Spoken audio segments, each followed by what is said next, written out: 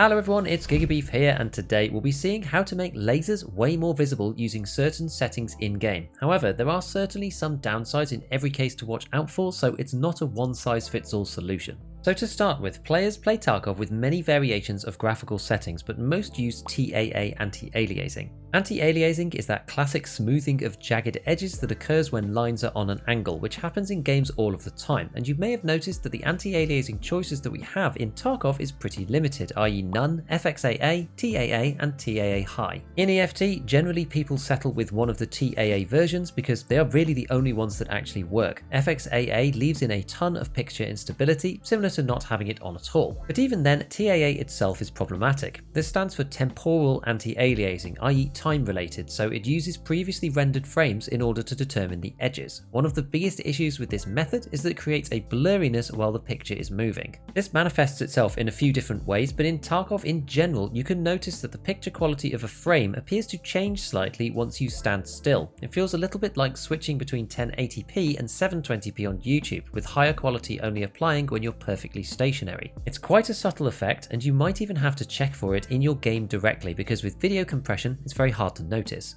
You might be asking though, what does this have to do with lasers? Well, as it turns out, everything. The origins of this video came from me noticing that with DLSS on, lasers appeared quite a bit more visible than with it off, and with TAA on, which is what I had on before, which as you can imagine is pretty useful in certain specific situations. DLSS is an NVIDIA technology that only works with their cards, with FSR being AMD's more general version that works on any GPU, and it stands for Deep Learning Super Sampling, but practically it renders your game in a lower resolution, upscales it to the resolution that you want to play at, and it utilizes some form of modern AI voodoo to fill in the pixels to the best of its ability. This not only has the potential for performance improvements, but it automatically handles anti-aliasing at the same time too. This is the reason that anti-aliasing gets turned off as a setting when you turn DLSS on. Although DLSS is similar to TAA in some ways due to using information from prior frames, DLSS is much more advanced, so typically produces a better picture quality in the same situations. Frustratingly, DLSS itself can cause ghosting too in other scenarios, but I personally do use it because of a combination of performance and, on balance, prefer how it looks. So back to TAA and our Tarkov lasers. I ran a factory raid with a couple of different MP7s with a blue, red and green laser and threw them all on the floor with the lasers turned on. With TAA, you can see here that the lasers are only visible properly when you are stationary. This blur that's introduced with motion dramatically decreases the intensity of the beams when you're moving around, often to the extent that they aren't visible at all. Once you stand still, the beams kind of fade in, and presumably this is because they're then present in all of the prior frames, so TAA kind of does the work and assumes that it really should be there, and so shows it up in the current frame properly.